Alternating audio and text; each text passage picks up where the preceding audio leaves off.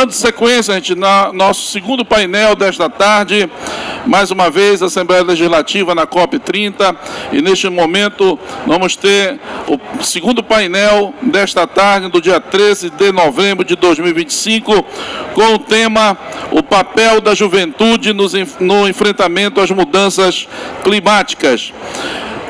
Ele será conduzido pelo deputado estadual Dirceu Tinkater, líder da bancada do PT, que vai ser o mediador deste painel. Convidamos também para fazer parte deste painel o Jonathan Castro, ele é engenheiro florestal. Convidamos também Júnior Martins, gerente de juventude do governo do estado. E também para fazer parte, Lana Larra, da Rede Paraense de Pessoas Trans. Tome seus assentos, por gentileza. Mais uma vez, sejam bem-vindos à 30ª Conferência das Nações Unidas sobre as mudanças climáticas. Você está no estande da Assembleia Legislativa do Estado do Pará. Nós estamos celebrando a força da democracia como instrumento de transformação ambiental, por meio do diálogo, da escuta ativa e da participação cidadã. Reafirmamos o nosso papel na promoção de soluções que respeitem os ecossistemas, protejam as comunidades vulneráveis e garantam um futuro justo para as próximas gerações. Recebam com uma salva de palmas para conduzir este painel, deputado Dirceu Tinkater. Boa tarde, pessoal. Seja bem-vindo, nosso deputado federal, Elvino Bongás. Olha, Maria, como tu me transformou em palestrante ontem, sem combinar o jogo, tu vem pra cá porque tu vai falar também, tá? Recebam com a salva de palmas a deputada estadual Maria do Carmo. Chega pra cá, Maria. Tem cadeira aqui. Bom, pessoal, queria iniciar aqui mais uma vez, externando meu sentimento de gratidão ao nosso presidente, deputado Chicão, por ter criado esse ambiente aqui para o Parlamento Estadual, que está nos proporcionando debater uma série de temáticas importantes, tem dado todo um protagonismo para os parlamentares nas suas mais diversas áreas de atuação. Eu ontem, Maria, passei o dia aqui, estive nos teus painéis pela manhã e à tarde a gente esteve aqui pela Unali, recebendo parlamentares de outros estados, inclusive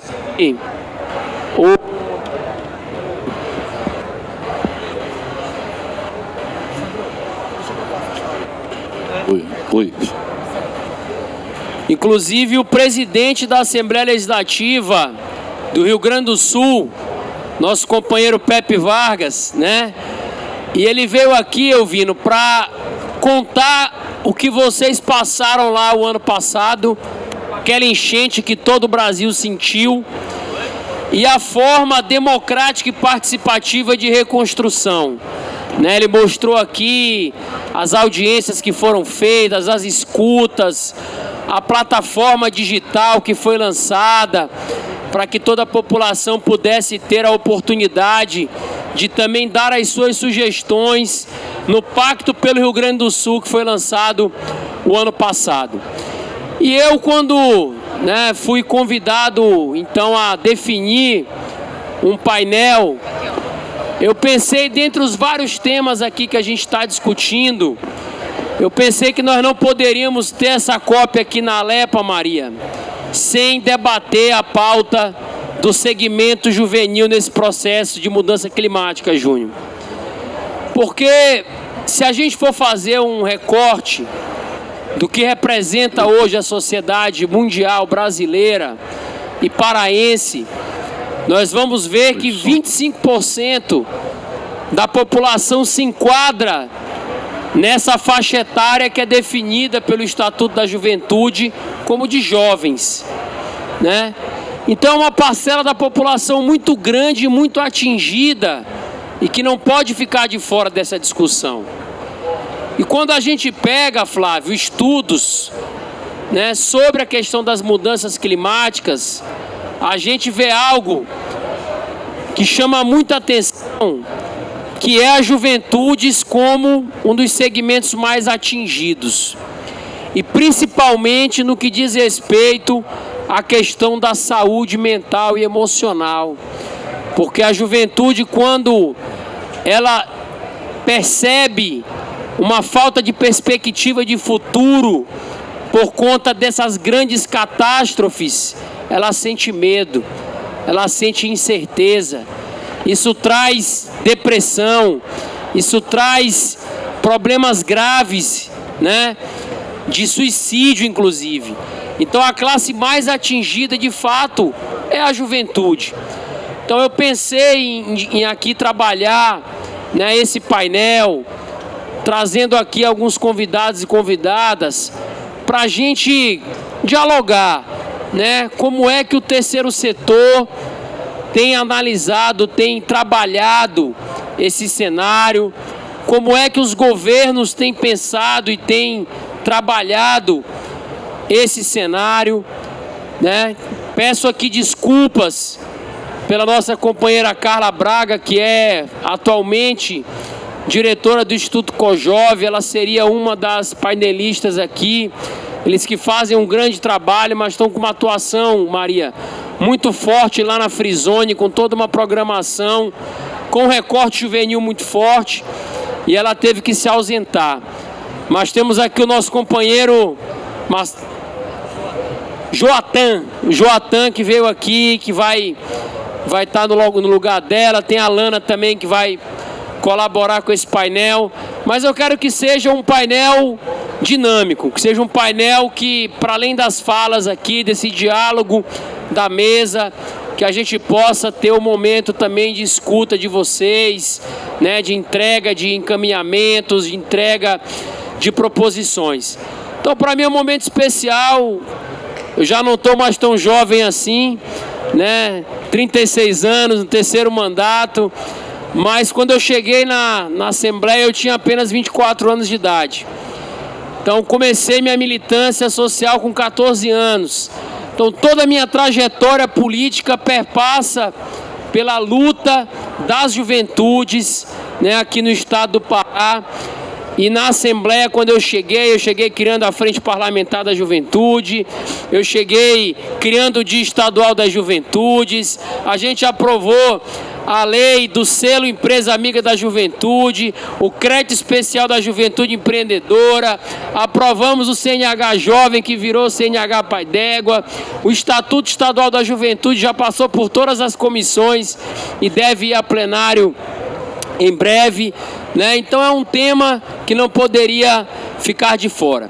Então, para começar, eu queria aqui passar a palavra, né, para o nosso companheiro Júnior Martins, ele que hoje é o gestor de juventude do governo do estado, numa gerência que está dentro da Secretaria Estadual de Igualdade Racial e Direitos Humanos, a CIRDH, né? Então a gerência tem um trabalho. Eu queria que o Júnior pudesse falar um pouco como é que a gestão de juventude do estado tem visto esse problema, né, das mudanças climáticas e tem olhado para o papel da juventude como protagonista nesse processo, levando em consideração a promoção de políticas públicas estratégicas para esse enfrentamento. Tá certo? Com a palavra, nosso companheiro Júnior.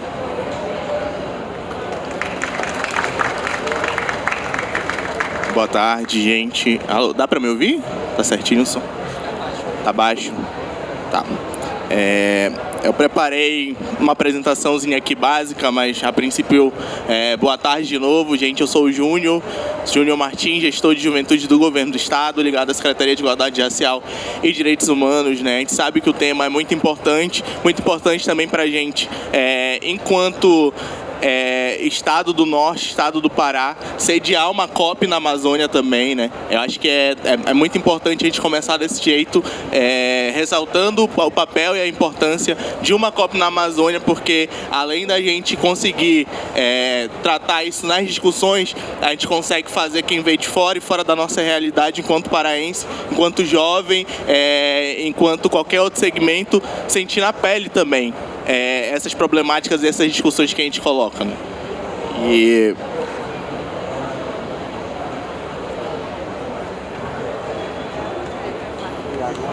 a crise climática para a gente hoje, para além de uma crise ambiental, também é uma crise social e uma crise econômica. Para além disso, uma crise de equidade e uma crise racial também. Então, trabalhar isso é muito difícil, principalmente para a gente que é jovem. Vou trocar? Principalmente para... Opa, melhorou. Principalmente para a gente que é jovem, tratar desses temas tem o dobro de dificuldade, né? A gente vê que a crise climática afeta principalmente nós que somos jovens, né? É o jovem que está na periferia, é a idade, está em vulnerabilidade.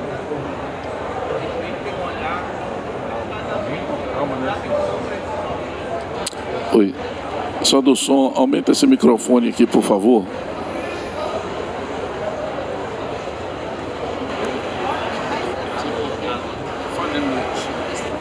Esse é o melhor microfone. A gente melhorou. Tá. A nossa geração hoje não é a que construiu a crise climática, mas é a que sofre esses retrocessos. E mesmo sofrendo todos esses retrocessos da crise climática, a gente se transforma em agente, né? A gente não é só vítima dessas crises, né? A gente mostra tudo que a juventude tem como característica, enfim, a força, a disposição, a vontade, a energia, e converte para solucionar esses problemas da crise climática. Então, enquanto governo, a gente traz essa perspectiva também, né? De entender primeiro, chamar esse jovem para discutir, aí é uma coisa que a gente começa a ressaltar, que é a participação juvenil dos segmentos, dos movimentos de juventude também, na construção da política pública, não só a política pública ambiental, mas a política pública de juventude de uma forma geral, né? Então, esse é o principal papel que o governo do Estado do Pará tem cumprido enquanto gerência de juventude, né? Fomentar grupos juvenis, e aí eu trago muitos outros exemplos, mas a princípio, principalmente nos territórios, esse ano a gente deu prioridade para um processo de reestruturação da política pública de juventude nos territórios pautados de baixo para cima, né? A gente sabe que a gente consegue construir uma política de juventude robusta, uma política de juventude que seja estruturante, que funcione, se a gente conseguir começar a construir isso pelas bases, né? Não dá para pautar uma política estadual de juventude sem ter os municípios organizados. Então a gente tem ido para os municípios, discutido com a juventude dos municípios, principalmente com a sociedade civil, né? Discutido com prefeitos, com vereadores também, mas a gente entende que a juventude do município tem que ter esse papel de protagonismo e tem que falar pelos seus direitos e pelo que está reivindicando. Então a gente tem construído esses processos participativos que são muito caros para a gente, né? Por exemplo, e hoje a gente apresentou um resultado muito interessante no final do ano agora, que a política pública de juventude no estado do Pará sai de 3 gestores municipais para 10 agora. Isso ainda é pouco comparado ao número real, mas é quase o triplo do início da nossa gestão, e ter esse olhar mais sensível, de mais entendimento da juventude dos territórios nos municípios. Então a gente tenta pautar isso, porque... Desculpa, a gente só bebeu um pouco de água. Porque justamente entende que a política tem que ser construída desse jeito, né? E aí, pra gente é muito caro, né? Enquanto política de juventude, construir nessa perspectiva ambiental, uma perspectiva que tenha interesse em solucionar as crises climáticas, né? A exemplo, enquanto governo do Estado, em outro exemplo, o próprio exemplo do transporte público, que é muito pautado pelos movimentos de juventude. O governo do Estado tem feito um grande esforço de revolucionar a perspectiva do transporte público, tanto que a gente hoje tem um sistema eficiente agora para a COP, né? Os ônibus estão conseguindo rodar, a gente inclusive traz soluções, além de só implementar um transporte público, a gente se preocupa, porque isso é construído por jovens e pautado por jovem também, em construir uma perspectiva que seja sustentável, um modelo de transporte sustentável para o nosso estado. Então, aqui o nosso governador tem tentado implementar um projeto que tem dado muito certo, que é o BRT Metropolitano, que é um grande exemplo de revolução do transporte público, que além de implementar essa solução para o transporte, pensa nessa perspectiva sustentável através de ônibus elétricos, por exemplo. Pensa nessa perspectiva sustentável quando os ônibus da frota usam diesel, mas um diesel que é baseado em biocombustível também. Então, outro exemplo também, um programa que é diretamente ligado à Secretaria de Igualdade Racial e Direitos Humanos pela gerência, pensado pela gerência, tem muito a ver com o que o deputado falou, né? Com a gente conseguir unir em um programa só todas as políticas pensadas para a juventude, inclusive que foram empatadas pelo deputado Disseu, né? A linha Jovem Empreendedor, que é uma linha de acesso a crédito do Banpará de até R$5.000, a gente condensou em um programa que se chama Juventude Empreendedora, que forma jovens no ramo do empreendedorismo para formar esse jovem, fazer ele ter um retorno já com capital dessa linha de crédito de acesso também. Esse mesmo jovem, consegue ter acesso também à formação do empreendedorismo para outros ramos, né? Além do ramo do empreendedorismo diretamente, eles se formam para gerir um negócio, seja tanto na parte do empreendedorismo como no trabalho formal. A gente sabe muito um programa que a gente tem muito enquanto juventude aqui no estado é o que vem da além da aprendizagem, que é o jovem aprendiz hoje. Então, o selo de empresa cidadã, inclusive, incentiva esse programa a funcionar, incentiva as empresas a aderirem e trazer o jovem para se capacitar para trabalhar dentro da sua empresa. Então, são essas iniciativas que a gente vem trazendo, que vem contribuindo para o combate das mudanças climáticas. Então, é muito importante isso que a gente colocou, né? A gente tem brigado nacionalmente também. Internacionalmente, isso é pautado na nossa COP, porque a gente entende que a COP aqui no Pará não é uma COP só da visualização direta dos problemas que a gente tem, não só enquanto mundo, né? Mas enquanto juventude também, mas também é uma COP de implementação e é uma COP social também. Porque agora esse momento é um dos primeiros momentos que uma COP é sediada num país que é de fato democrático, que não tem uma teocracia ou algum outro sistema de governo que não seja democrático. Então, a gente entende que, por conta disso, é importante que a gente paute financiamento também. A gente tem defendido, enquanto juventude, dentro da COP, aí, a área da Green Zone é muito importante pelos movimentos sociais e por a gente fazer esse debate internamente. Outras áreas também que estão em torno da cidade, o acesso e o direito de cidade para a juventude vem sendo pautado também nessa perspectiva, como é a Free Zone hoje, que é uma área só para a juventude, uma área só para a cultura. Mas também a gente entende que a Blue Zone é extremamente necessária para a gente conversar e conseguir pautar e conversar com os negociadores e com quem realmente pauta a política de meio ambiente hoje no mundo. Então, enquanto juventude, o movimento social de juventude, muito coordenado pela Secretaria de Igualdade Racial e Direitos Humanos, tem feito um processo de mobilização e consolidação de uma agenda unificada dos movimentos de juventude durante a COP. Então, hoje, do que a gente tem, a gente consegue colocar várias lideranças de juventude. Aí a gente fez vários processos internamente, inclusive sediados dentro da Secretaria de Igualdade Racial e Direitos Humanos, com mais de 50 lideranças de todos os nichos do movimento de juventude. Então a gente consegue, nesse processo, imprimir diversidade e consegue imprimir os desafios dessa juventude, que é muito diversa, né? A gente entende que juventude não é só a minha geração, a geração que vem um pouco antes do Disseu, mas também a geração de 15, de 14, de 16, de 20, de 25, de 28, que constrói e tem políticas que são necessárias por outras demandas, né? Por entender que a diversidade é diferente. Então a gente busca essa implementação na COP e transferir isso para os nossos jovens negociadores que estão dentro da COP fazendo esse trabalho, mas também faz esse movimento por fora para conseguir que isso se consolide, né?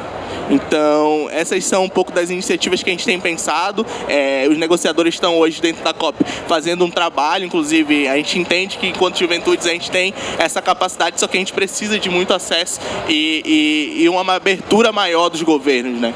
Os governos, enquanto, e aqui para todos, né? Não só o governo do estado do Pará, que já tem feito esse processo, mas para todos os governos, não só do Brasil, mas do mundo, precisam ser coautores da criação de uma política pública de juventude que seja eficiente. Então, a gente precisa pautar isso aqui nesse evento, né?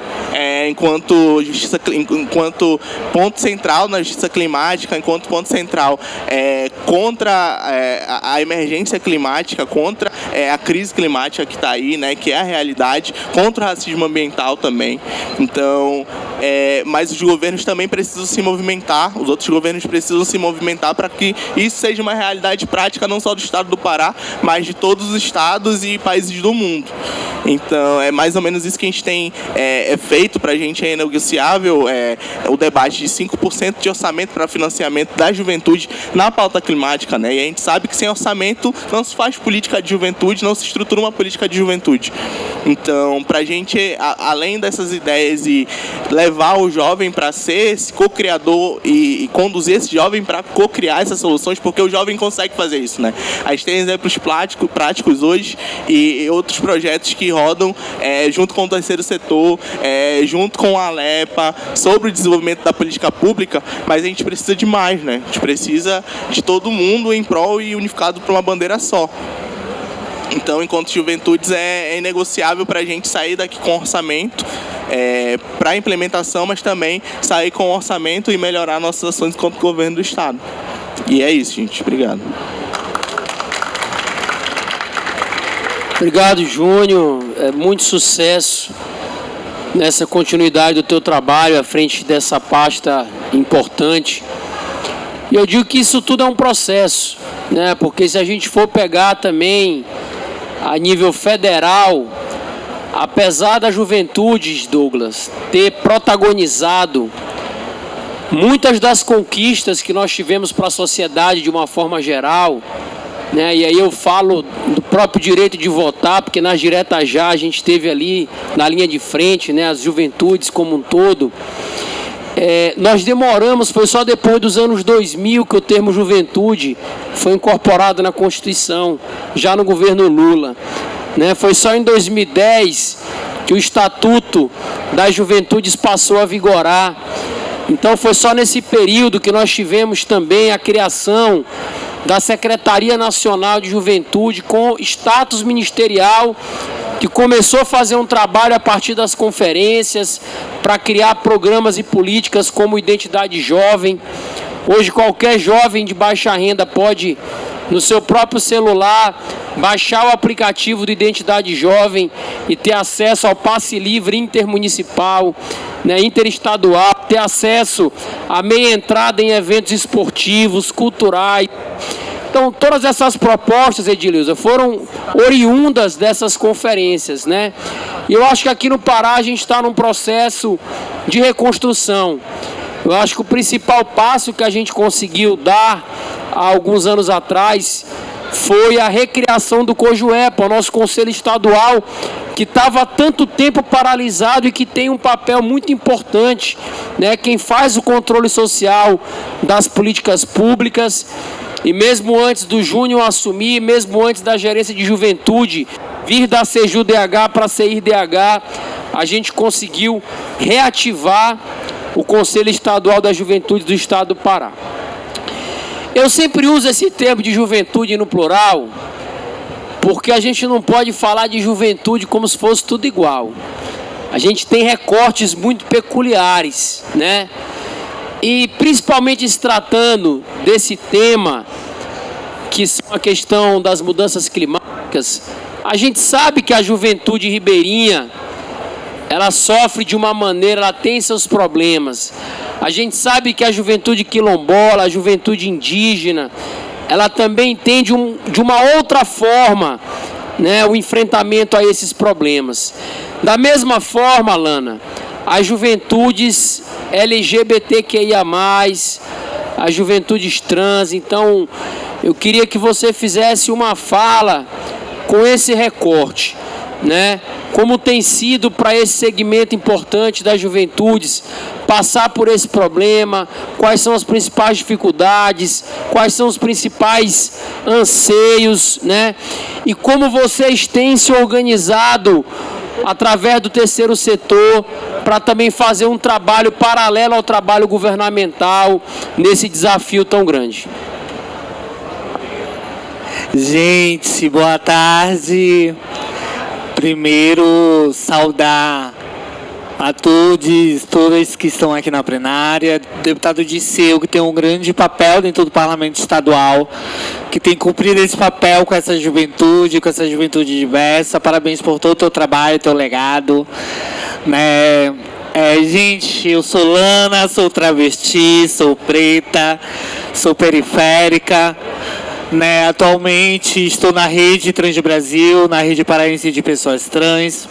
Também estou como coautora de um livro que vai ser lançado em Brasília, agora dia 22, que é Rosas da Resistência, Trajetórias e Legados de Mulheres Pretas, que é um livro que vai ser lançado através do Instituto Marielle. Sou uma das coautoras, né? Então a gente tem muitas frentes de luta, enquanto uma mulher travesti preta, que já saiu, está há poucos dias aí, né, que saiu da juventude, acabei de completar 30 anos, agora em abril esse ano, mas eu tive a oportunidade de estar na última 4ª Conferência Nacional de Juventude em Brasília.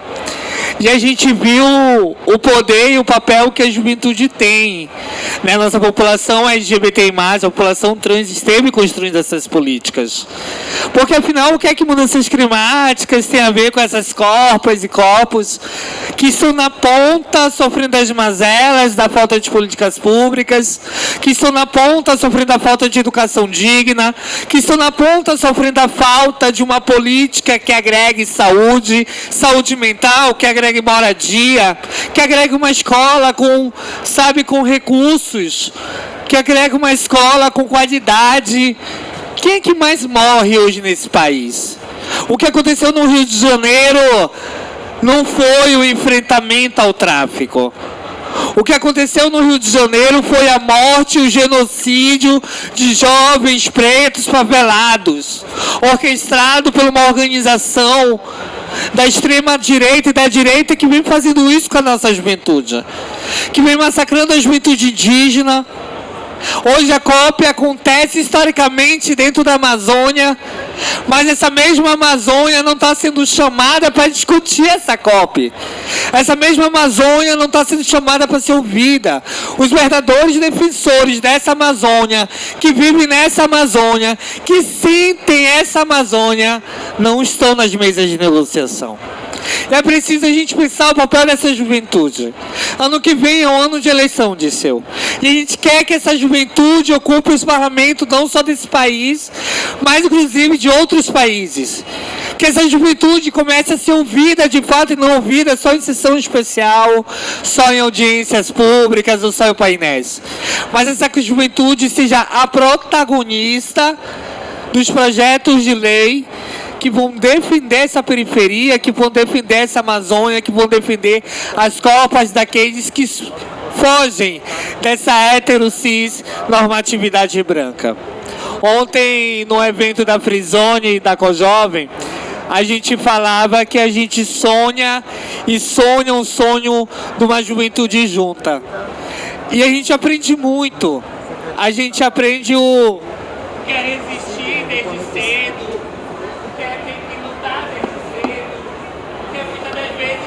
para ter que trabalhar e estudar. A gente aprende muitas das vezes o que é ter que sair cedo para pegar o ônibus para ir para a universidade e não ter uma bolsa que garanta a permanência dessa juventude dentro da universidade, porque você não sabe se você vai pagar uma passagem de ônibus ou se, deputada, a pessoa vai ter que pagar para comer. Ela não sabe se ela vai pagar. No intervalo desse tu faz. É porque eles apertam. O seu é porque eles apertam. Tem um papel fundamental, que é como resistir. Não tem, segurar na tela para pegar. Oi, som. Meu amigo, baixa só um pouquinho aí atrás, tá? Não pega na antena, tá? Da juventude preta, da juventude periférica. E nós, enquanto LGBT+, nós temos estado no fronte dessa luta. Nós temos dialogado com o Congresso Nacional, temos dialogado com o gabinete do Diceu. A gente tem um trabalho aqui da Rede Paraense, Diceu, que é um trabalho sobre pessoas LGBT+, privadas de liberdade. né? E aí, começando recentemente com o Disseu, a gente apresentou um projeto da Rede Trans Brasil, que a gente vai fazer o levantamento de pessoas trans privadas de liberdade. Isso vai se tornar em um dossiê, inclusive esses dados vão ser publicados pelo Ministério da Justiça.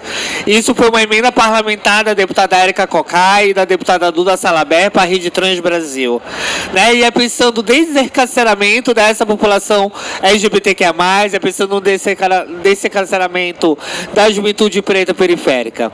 Gente, eu não vou me alongar muito, porque afinal, eu acho que a juventude, ela sabe muito bem qual é o seu papel nesse mundo e nesse país. Mas eu queria deixar um recado para essa juventude. Bora sonhar juntos. Bora sonhar junto. Nós podemos ser poucas vozes hoje no parlamento, mas a gente pode ampliar essas vozes para 10, 15, 30 no ano de eleição de 2026.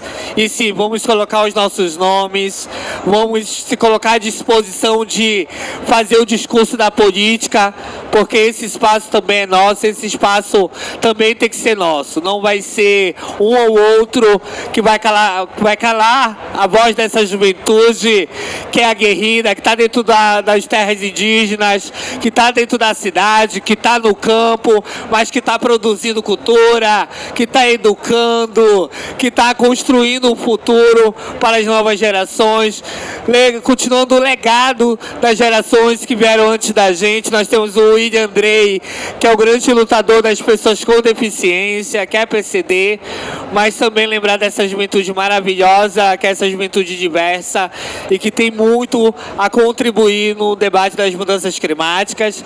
Eu quero finalizar dando um beijo numa pessoa incrível de seu direito do teu gabinete, que quando a gente entra, a primeira pessoa que a gente vê é ela, é a Soraya. Eu quero uma salva de palmas para a Soraya, porque a Soraya é a primeira pessoa que a gente chega no gabinete e a gente dá de cara, é para ela que a gente pede o café, a água, né? Com ela que a gente agenda reuniões com o deputado. E parabenizar por toda a equipe, o Beto, o Emerson, a Olivian e tantas outras. Dizer que tu tem uma equipe muito maravilhosa e muito incrível, que sempre me receberam bem, nunca me receberam mal, né? A gente sabe a parceria e o carinho que a gente tem. E ano que vem a juventude ocupar o parlamento, porque eu acho que é lá que é o nosso lugar. Muito bem. Queria agradecer também meu companheiro, mais uma vez, Jório Oeira, deputado estadual do Amapá, que está aqui, ontem contribuiu com a gente, também fez uma fala muito legal. Eu queria cumprimentar aqui o Flávio Lawande, né? O Flávio, uma salva de palmas aí pro Flávio, né? Aonde tem luta, aonde tem movimento, o Flávio tá lá, ele chega de algum jeito. Ele e o Magrão, cadê o Magrão? Tá por ali também. O Flávio, ele faz parte do Instituto Popular Eduardo Lawande, e foi lá que eu conheci o Douglas e conheci esse projeto da Geloteca. E isso é um negócio muito bacana. É um projeto que pega, Jori, geladeiras que estão em estado de desuso, e eles restauram, pintam e transformam ela numa biblioteca. E levam para dentro de instituições, nos bairros de periferia. Então você abre uma geladeira que não está funcionando, toda pintada, digitalizada, e ali está cheio de livros. Então a gente faz rodas de leitura, a gente faz um trabalho muito bacana com as crianças. Eu já fui em alguns eventos com crianças, já fui em algumas igrejas também que adotaram a Geloteca. Isso é um projeto muito legal. Então parabéns ao IPEL, parabéns ao Douglas que está aqui, que é ele que faz a arte, é ele que pinta, né? É um trabalho mais bonito que o outro. Então eu queria aqui nesse momento, né, transferir a palavra para o Joatan. Eu acho que eu aprendi o nome dele agora, né? É um nome um pouco diferente. O Joatan está aqui, ficou porque a Carla teve que sair. A Carla do Instituto Cojove, eu iria pedir para que ela fizesse uma fala, trazendo esse recorte do trabalho que as juventudes fazem a partir do terceiro setor. Porque o Cojove, Júnior, a gente tem acompanhado o trabalho deles e eles têm sido um exemplo de captação de recurso, né, de elaboração de projetos, tem feito trabalhos na área do audiovisual, da formação.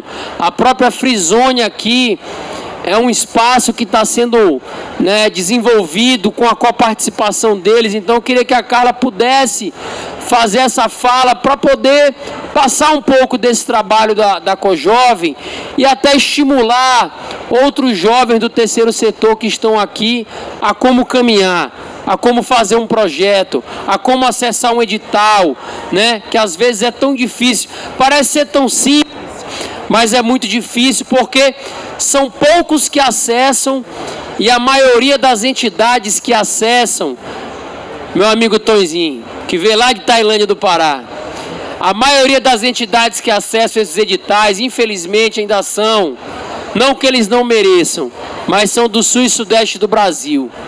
As juventudes amazônicas e do norte do Brasil, em particular, pouco acessam esses recursos de editais. E isso tem a ver com a nossa limitação técnica, tem a ver com a falta de treinamento, João PT. E falar de mudança do clima é falar de perda ou de falta de acesso a serviços ecossistêmicos, né? E o que é serviço ecossistêmico? É todo o benefício que a gente consegue como humanidade obter dos recursos naturais, das árvores. Então a gente tem purificação do ar, purificação da água, regulação climática, regulação térmica, né, da temperatura, principalmente nas cidades, a redução de riscos de enchentes, por exemplo. E quando a gente fala de mudança do clima e de desastres naturais, a gente tem a perda desses serviços, a perda desses benefícios. E quem mais sofre o impacto disso, como a gente conseguiu ver ontem na Free Zone, no relatório da COJovem, como o Júnior já citou, como a Lana também, é a juventude, né? Principalmente a juventude racializada, a juventude negra, a juventude indígena, que está nos territórios, né? Principalmente aqui na Amazônia, que a gente pode chamar de territórios de sacrifício, né? Que é o que a gente tem hoje, que são zonas que, para o grande capital, podem ser sacrificadas em nome de um desenvolvimento que a gente não sabe para quem é, porque esse desenvolvimento para a juventude da Amazônia muitas vezes não chega. Para a juventude indígena não chega, para a juventude quilombola não chega, mas o que chega é o aumento de temperatura, perda de biodiversidade para caça, para quem vive da caça, como as comunidades indígenas, por exemplo. Então, quando a gente fala de política para a juventude na Amazônia, é importante falar também da política de acesso aos serviços ecossistêmicos. E falando de cidade, que é o meu objeto de pesquisa, né? Hoje eu pesquiso na área de ecologia urbana e de mudança climática, o impacto da mudança no clima nas cidades, principalmente relacionado a recortes socioeconômicos. Então, o que a gente percebe do início do ano para cá, a minha pesquisa se voltou a medir a temperatura em 150 áreas na cidade. E o que a gente vê é uma grande diferença. Por exemplo, a gente tem o companheiro aqui do Tapanã, né? No Tapanã, a temperatura é exorbitante, e isso a gente consegue comprovar através de dados. Quando a gente vai para Arthur Bernardes, é um calor de 40 graus, às vezes. Tipo aqui. E pela manhã, sabe? Não é mais... A gente não sente mais o calor de meio-dia. Quando a gente sai meio-dia, às vezes, para ir na universidade, e já chega breado do calor, como eu fui agora almoçar e voltei todo suado. Mas hoje é meio-dia, é 2 da tarde, 3, é 9 da manhã. Então, quem sofre o impacto disso é a juventude, que tem que pegar o Icoracil FPA, como eu pegava, para chegar na UFRA todos os dias e chegar na aula já suado, tendo que dar um tempo ali já atrasado para poder não chegar agoniado na aula. Então, quem passa por isso é a juventude. E é muito importante que a gente tenha aqui representantes da juventude que estão em espaços de tomada de decisão e que essas decisões sejam realmente baseadas em evidência, baseadas em pesquisa, baseadas na ciência. E como é um lema que a gente tem, né, que a Lana também trouxe, de que a gente tem que ousar sonhar, né? E sonhar em entrar na universidade, e sonhar em ter mais juventude na área ambiental, na engenharia florestal, na engenharia ambiental, na agronomia, para que a gente tenha tomadores de decisão, pesquisadores que consigam realmente embasar essa política pública baseada na ciência, que a gente consiga assim, talvez, um futuro melhor. Então, a minha contribuição era essa. Agradeço esse espaço, agradeço o deputado, e era isso. Boa tarde a todos, a todas, a todos. Bom, primeiro de ser, eu quero agradecer eu ter me convidado para vir para cá e você ter aceitado, porque fui eu que me convidei e ele disse, vai lá, Maria, porque nós, deputados estaduais, nós temos esse desafio. ocupar esse espaço aqui e colocar ele de portas abertas para todo mundo, para os vários segmentos da sociedade. Então, cabe a nós trazer, incentivar os movimentos sociais, vários segmentos, as instituições, para estarem aqui o dia inteiro para debater e conversar sobre a COP30, o que significa uma COP aqui no estado do Pará, na Amazônia, aqui em Belém, e também os avanços e tudo que pode estar discutindo. Porque enquanto a gente está aqui, Dirceu, conversando e construindo pautas importantes, lá na Blue Zone, eles estão decidindo juntos, todos os países e seus representantes, quase 200 países estão aqui, e esses países estão lá, avançando, estabelecendo metas, e nós não queremos, de forma nenhuma, que essa seja apenas uma COP de carta de intenções. Nós queremos que seja uma COP que avance nos prazos, avance nas metas, avance nas obrigações, avance na sensibilidade, e para isso nós temos representantes lá que falam por nós e que falam pelo Brasil. E eu quero te dizer da minha alegria de vir aqui, porque quando eu vi na programação da Assembleia que você ia dialogar com a juventude, eu fiz questão absoluta de vir aqui, né, Stephanie lá atrás, e aí eu estou feliz aqui, porque eu acho que a juventude, elas são várias dimensões, várias perspectivas, várias vozes, e você, Dirceu, tem um deputado amigo da juventude. Você tem sido a voz da juventude na Assembleia Legislativa. Você tem sido aquele que dá vez, aquele que ouve, aquele que abre portas, aquele que dá ideias e que vai e que ajuda a resolver, porque não adianta só dar ideias, mas adianta você abrir aonde pode ir, planejar, onde buscar o recurso, e eu vejo no seu mandato. Então eu quero te dizer da minha alegria de estar aqui, do meu orgulho de estar aqui com você. Você, apesar de ter idade para ser meu filho, tá? Ele e a Lívia Duarte, eu vivo chamando a atenção deles, respeite a mamãe, pros dois, tá? Porque eles são os mais jovens da Assembleia Legislativa e eu tô sempre por perto, igual uma mãezona mesmo, que eu gosto, tenho orgulho de ser mãe, tenho 2 filhos da idade do Dirceu, inclusive, a menina tem 31, o menino é mais novo, tem 26, mas para mim uma das coisas mais importantes da minha vida é ser mãe, e eu nunca nego isso, eu sempre digo isso, gosto de ser mãe e tenho 2 filhos felizes, porque eles foram crianças felizes e jovens felizes, e portanto eu tenho certeza que eles, um menino e uma menina feliz, e eu acho que é isso que a gente quer. Aliás, eu quero dizer aqui o que a gente tem em comum, hein? O que nós temos em comum? Provavelmente não é a idade. Eu estou vendo muitos que são um pouco mais velhos como eu e, portanto, mais ousados, com muita experiência. Olha o nosso vereador de Santarém. Que bom te ver aqui. Muito bom. Laércio, vereador nosso de Santarém, tá? E eu sou de lá, tá? E aí eu quero dizer para vocês, afinal de contas, o que nós temos em comum? Provavelmente não é a idade. Eu estou vendo pessoas mais velhas, pessoas bem jovens, né? Olha, minha colega promotora de justiça, a Mirna. Olha, especialista em recursos hídricos, tá? E ela fica lá comigo porque a comissão que eu presido, ela é meio ambiente e recursos hídricos. E a Mirna sempre me faz lembrar que a gente não pode ficar só no meio ambiente. Mirna, tem um lugarzinho aqui. Eu sei que você está passando, né? Mas é muito importante. O Dirceu é o moderador e quem teve a ideia aqui desse espaço para dialogar com as nossas várias juventudes. Mas sim, gente, então o que é que nós temos em comum? Sabe o que nós temos em comum? Sonhos. Sonhos. Porque um dia eu também já fui jovem e eu sonhei muito. Mas os meus pais, os amigos mais chegados, me ajudaram a transformar sonhos em realidade. porque eu queria, na altura dos meus 64 anos de idade, eu queria estar do jeito que eu estou, feliz com vocês, deputada estadual, promotora de justiça, professora da UFPA, que eu fui concursada, tudo que eu planejei na vida, com a ajuda daqueles que mais me amam e com aqueles amigos, nós realizamos. Eu estou hoje aqui, estou com saúde e é isso que eu quero para a juventude. É isso. Eu quero que vocês sonhem em um dia chegar à maturidade, porque a velhice é para poucos e velhice com saúde mais ainda.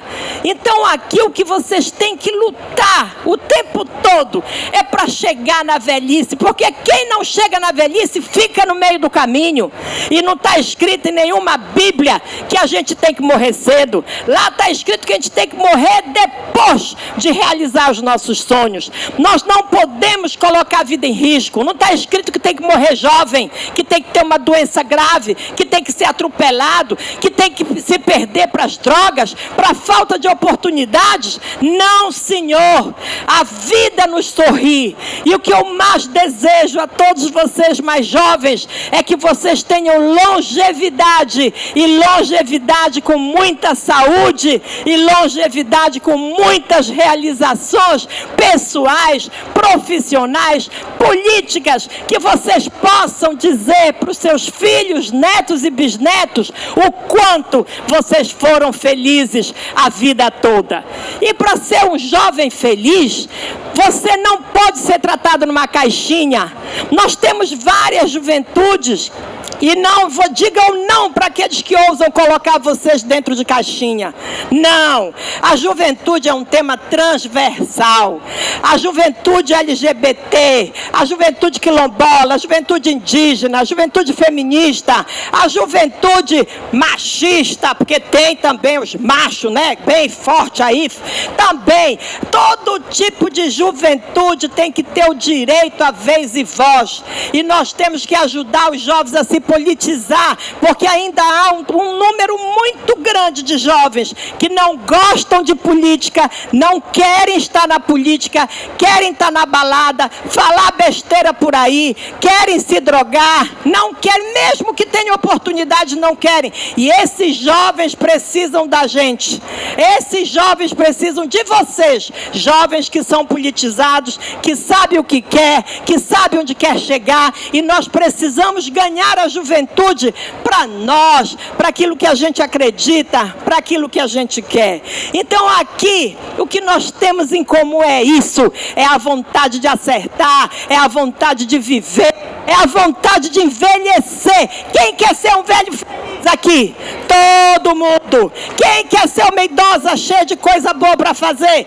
Tem que ter. Então é isso, não tem que ter preconceito contra os mais velhos. Eu digo que os jovens têm que idosos, os idosos têm que falar para os jovens, tem que ter uma troca de experiência. E mais do que isso, o meu lema hoje é juntar a experiência dos mais velhos com a ousadia dos mais jovens. Esse é um lema que dá certo. Quem ouve esses jovens e dizem e aprendem com eles, e eles nos ouvem e dizem o que a gente tem que fazer, com certeza absoluta, isso aí é uma fórmula para dar certo na vida da gente. Que vocês longevidade, realizando seus sonhos políticos, seus sonhos profissionais, seus sonhos de amor. Eu desejo amor, que vocês encontrem um amor verdadeiro, um amor que não seja abusivo, um amor que incentive a menina a ir longe, o homem a aprender que a mulher e a sua companheira, a sua namorada não é saco de pancada, e a menina a se valorizar e mandar andar adiante se tiver algum macho desses que queira bater. Não bate-se em meninas de qualquer idade, mas principalmente na jovem. Não se permita essa agressão. Você só vai chegar muito longe se você também se valorizar. Sejam as meninas, sejam os meninos, sejam todos vocês que estão na primavera da vida, mas que eu quero que vocês passem firme e forte pelo outono, pelo inverno, inverno, pelo verão, que é muito bom, gente, o verão da juventude, o verão da vida, é muito bom o outono, e que no inverno vocês estejam aquecidinhos, com o amor da vida de vocês, seus pets realizados, o amor em casa, dinheiro no bolso, que vocês tenham profissão, família, que vocês viajem, porque a gente tem que pensar alto, a gente não pode se igualar por baixo. Nós queremos que todos subam e possam usufruir da vida, como nós que somos mais velhos e estamos aqui, podemos ter isso. Feliz juventude. E se Deus quiser, feliz maturidade. Um beijo! Obrigado, Maria. Maria terminou quase com uma palestra motivacional aqui, né? Espírito jovem. Meu pai diz que todo mundo é jovem. Tem um jovem e o jovem há mais tempo, né? Diz que é de 8 a 80. Então, tá todo mundo aqui nesse meio. Pessoal, antes de passar para o segundo momento, porque eu quero ouvir algumas pessoas aqui, geralmente os painéis acabam com as falas de quem está na mesa. E eu gosto muito de dar trabalho, Maria. Por isso eu queria agradecer de coração a equipe da Assembleia, que a equipe da Assembleia sempre é muito sensível à nossa forma peculiar de fazer política, né? E eu dou uns trabalhinhos lá. A Lana lembra, nós instalamos a Frente Parlamentar em defesa das políticas públicas de, para e com as juventudes no estado do Pará. Foi primeiro que estava lotado aquele auditório, né? E aí quando começou a dar divergência de entendimento, começou a voar umas cadeiras, teve que entrar o bombeiro militar, na casa, enfim, ali a gente já começou a mostrar a nossa forma de fazer, né? E no final todo mundo se abraçou, saiu com o documento unificado, deu certo. Mas na Semana do Bem Viver eu desmontei todo o palco da mesa lá do auditório João Batista, porque a gente resolveu fazer uma roda e não era mesa, né? Disseram que não podia botar um tambor lá, a gente bateu o tambor lá, fez o nosso barulho. Dizem que a gente tem que acabar meio-dia, a gente acaba 2h30 da tarde, porque a coisa estica, né? Então a gente não gosta de dar trabalho. Então eu queria que levantasse a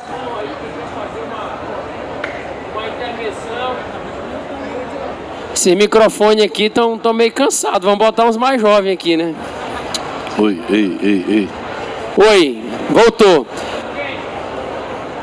Gente, quem queria falar, quem quer fazer uma pergunta, quem quer fazer uma colocação, chega pra cá, companheiro. Pode vir pra cá, que aí todo mundo de ver quer falar daí mesmo. Hoje nós temos o terceiro estado que mais pedala. Tá saindo? Hoje é o terceiro estado que mais pedala no Brasil. No caso é o Pará, né? E 90% dos que pedalam, eles pedalam em relação ao trabalho, né? E desse trabalho, 80% estão pedalando através do pedal Uber, né? Do entregador Uber. E hoje a gente percebe que a política deles que estão lá, né, mais de 60% hoje dos que são entregadores Uber são jovens, e a gente percebe que não tem uma política, uma regulamentação para esse tipo ainda de trabalho, né? E eu acho que eu queria saber qual que é as ações que podem ser feitas, que estão sendo feitas ou que estão sendo pensadas em relação a eles, né? Acho que é... Bom, e agradecer, parabenizar pela fala. Eu penso o seguinte, né? Eu acho que dentro dessa temática, uma coisa que passa pela alçada da prefeitura, e que Belém carece muito, é a requalificação das nossas ruas e avenidas. Porque eu acho que nós não temos nem 5% de ciclofaixas na nossa capital.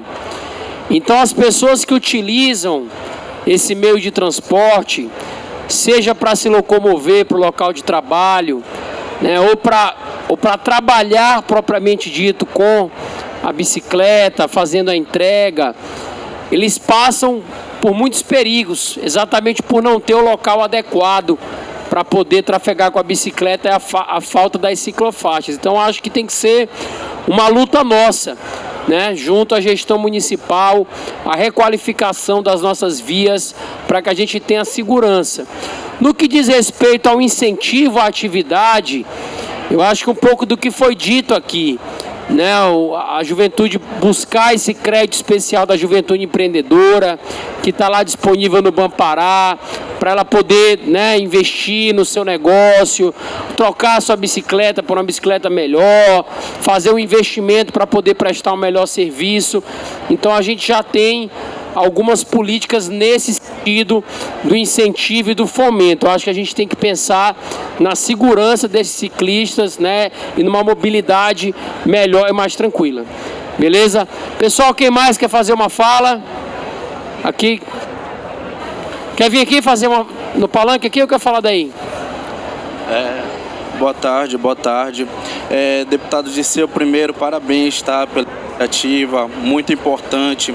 Eu queria fazer uma dúvida bem rápida, tirar uma dúvida, só que mais a questão de COP, né? Eu sei que o senhor trabalha bastante para isso.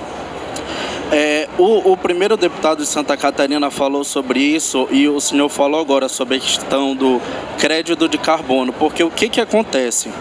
Qual é o problema do aquecimento global? O real problema são indústrias. Vou dar um pequeno exemplo. Aqui no Pará, a indústria chamada conhece, né? Eles fizeram um levantamento sobre emissão de carbono e só essa indústria emite mais gás carbônico, quase o dobro, que o município de Belém, a região metropolitana inteira. Não sei se é concebível vocês entenderem esse número. Imaginem quantos os motos ou indústrias até aqui mesmo na cidade não jogam gás carbônico. E essa única empresa, ela produz mais do que o município de Belém. Onde eu quero chegar?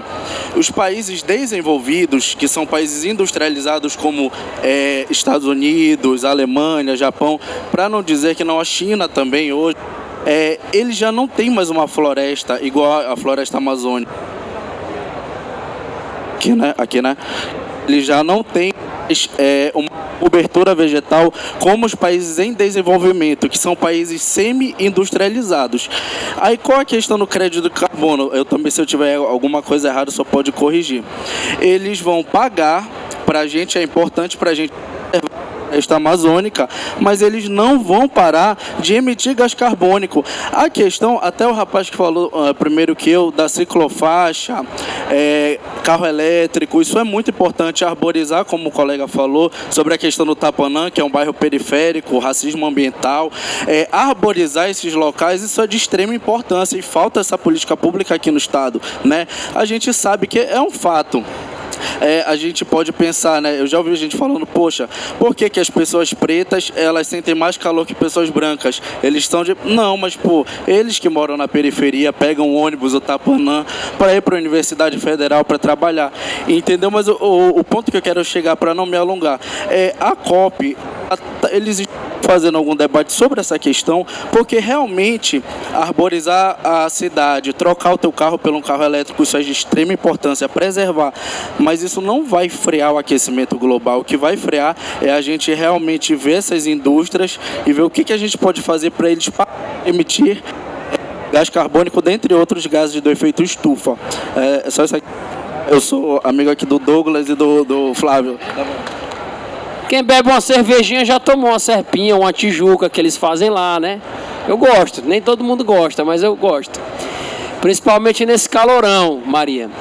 Para quem não sabe, a Serpasa, que é a fábrica da Serpa, que é uma empresa paraense, ela até uns anos atrás, o processo de aquecimento para a produção da cerveja era 100% com a queima de óleo diesel. Então, emitia, né, gases poluentes para a atmosfera. Hoje, pouca gente sabe, mas todo o processo de produção de cerveja na Serpasa é feito pela queima de uma biomassa que vem do caroço do açaí, que é uma coisa que a gente tem em abundância. e que muitas vezes é resíduo. Então um resíduo natural nosso, que é o caroço do açaí, vira uma biomassa que age no processo de produção da cerveja e a indústria não polui mais. Então esse é o caminho da transição energética que as indústrias precisam seguir. A outra coisa é o seguinte, fizeste a colocação aqui dessa questão dos países ricos compensarem os países em desenvolvimento, porque eles se desmataram, né, para se desenvolver num período da história ali, pós Segunda Guerra Mundial, reindustrialização e tudo, que pouco se falava de consciência ambiental. Então a gente paga um preço hoje pelo desenvolvimento dele no passado. Mas a COP não discute só compensação financeira. A COP ela discute metas de redução de emissão de gases poluentes de cada um desses países. Então esses países eles saem daqui das negociações não só com esses compromissos econômicos, mas saem com metas também de redução, de descarbonização, para que a gente não chegue naquela meta, né, que foi estabelecida de 1,5 grau, que é o que a gente, né, tem hoje pela ciência aí como aquilo que o mundo ainda pode aguentar. Então só para te dizer que tem essas metas também para todos esses países. Douglas. Pode ser? Ah, legal. Já que estamos falando de natureza, eu vou explanar para vocês uma poesia de minha autoria que fala sobre seres que têm muito a nos ensinar. Aqui tá legal? Ah, melhorou? Então vamos falar sobre os pássaros, tá? No paraíso, os seres alados cochicham em assobios ritmados. Curiosas notas em que cantam, atiçando de meus ouvidos, que assuntos conversam todos esses pássaros. Do raiar de cada dia até o fim de toda tarde, desenrola a mesma história, com esplêndida sonoridade, essência da alegria dessa sua especialidade.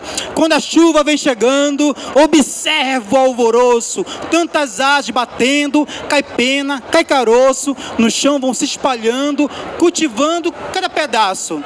Como se não fosse nada pouco, seus grandes agricultores das matas ainda tentam com sufoco adubar as estradas. Mas o homem é louco, quer ainda vê-los nas jaulas. Para mim não tem abrolhos, rejeito essas lorotas, é preciso, abrir os olhos. E defendo com essas falas, a minha cultura é vê-los soltos, colorindo as nossas matas. Parafraseando Krenak, lhes digo sobre a simplicidade. Quando sentem sede, bebem, quando sentem fome, comem, quando querem se banhar, uma poça ou uma areia. Observe a filosofia do pássaro, que em uma nota te fala por toda a vida, coisa que se nota na leitura sensível do dia a dia. E ainda suplico neste poema, convide-os a visitá-los, cuide do bioma, digo para cada canto dos estados. Não é trabalho plantar uma árvore, eles construíram os matos. Obrigado, gratidão. E para finalizar mesmo, parabenizar você, Disseu. Você é uma grande figura, ajuda muito a gente, tá? E parabenizar a mesa e a vocês também, que são os ouvintes dessa participação, viu? Obrigado. Pergunta, né? Uma intervenção rápida, Disseu, que a gente está falando nessa tarde de juventude. E eu gostaria de dizer que Jacareacanga é um município distante, né? É um município que tem 53 mil quilômetros de território e desse território 98% é reserva legal. E nós, Disseu, lá em Jacareacanga, nós temos a questão da madeira legal, que é uma flona que foi licitada pelo governo federal. E como a gente está falando de juventude, eu gostaria de propor, né, a criação de mecanismos que possam ajudar Jacareacanga na questão da capacitação dos jovens para trabalhar, para fomentar a economia local, aproveitando a madeira hoje que é tirada da mata. A empresa, ela destoca a madeira, ela leva a madeira boa para fora e os resíduos dessa madeira ela acaba ficando no município. E hoje a gente não tem o que fazer com essa madeira e a gente precisa trabalhar projetos de capacitação formação, de capacitação de jovens para que a gente possa montar um polo moveleiro em Jacareacanga como mecanismo de produção, de economia, geração de economia, de renda para essa juventude. E também a outra questão que a gente tem falando de juventude é a ação climática, a questão de universidade que a gente não tem. Nós trabalhamos a questão dos indígenas que moram na aldeia, vêm para a cidade, saem da cidade para estudar, depois eles retornam, não têm opções no município, e a gente precisa, falando de juventude, a gente precisa criar esses mecanismos, né, que possam inserir a juventude no mercado de trabalho, com capacidade técnica, com desenvolvimento econômico, porque a gente mora numa região que não temos oportunidades, a gente acaba sempre empurrando a nossa juventude para o garimpo, a gente acaba sempre empurrando o nosso jovem para o balcão de loja, e a gente está falando aí de um município que tem uma área extremamente preservada, mas a gente não tem nenhum mecanismo de desenvolvimento social e econômico, e eu acho que esse espaço aqui hoje é um espaço para a gente falar sobre isso, de criação de espaços que possamos dar autonomia para os nossos jovens, criar emprego e renda, gerar economia e dar dignidade para o nosso povo. Obrigado. Agradecer, Edileuza. Dizer, Edileuza, que o governo federal vai tomar as conferências de juventude. Eu acho que esse vai ser o espaço correto para a gente, porque vai ter as etapas municipais, para a gente tirar os encaminhamentos municipais, eleger os delegados municipais para vir para o Estado, até chegar ao governo federal, para que isso vire uma política pública de governo, né? Então, com certeza, a tua fala aqui enriqueceu muito o debate, mas eu acho que esse é o melhor caminho para a gente chegar nesse desfecho. Pessoal, eu tenho outro painel, eu estou atrasado, é lá nos humanitários. Então nós vamos ter mais duas falas só, vamos ver o companheiro aqui e a Rafaela que está inscrita também. A gente não vai conseguir ouvir todo mundo, eu peço desculpas, tá? Mas a gente está extrapolando o horário e eu tenho outro painel que eu já estou atrasado também. A gente tem um outro painel que vai ser feito aqui, além de uma apresentação cultural. Então, companheiro, com a palavra aqui, a Rafaela já fica aqui para ela fechar aqui a nossa pauta de hoje, tá? Obrigado. Boa tarde. Eu sou Miguel Vanzele, policial científico, perito oficial criminal do Estado. E a deputada Maria foi, mas o deputado Dirceu representa muito bem isto. E a gente só queria chamar a atenção, deputado, para que a Assembleia Legislativa, provavelmente através da Comissão de Direitos Humanos e a Comissão da Juventude, se tem, e já lhe parabenizando pelo painel chamando a juventude, que consiga chamar a atenção dos ministérios públicos dos municípios, nos municípios, para que acompanhe as intervenções policiais, que a gente está lá na ponta fazendo essa perícia e os nossos jovens estão sendo assassinados, isso é muito sério, muitas vezes pelo próprio Estado. Então, é muito sério o que eu estou dizendo aqui. Precisamos que os deputados fiquem vigilantes e acompanhem essa situação das intervenções policiais dentro dos municípios do Pará. Muito obrigado. Boa tarde a todas, todos e todes. Cumprimentar a mesa na figura do deputado. Eu sou Rafaela Obergaria, sou coordenadora do Observatório dos Trens e conselheira do Movimento Mulheres Negras Decidem. Eu ouvi aqui, queria trazer algumas questões para reflexão, né?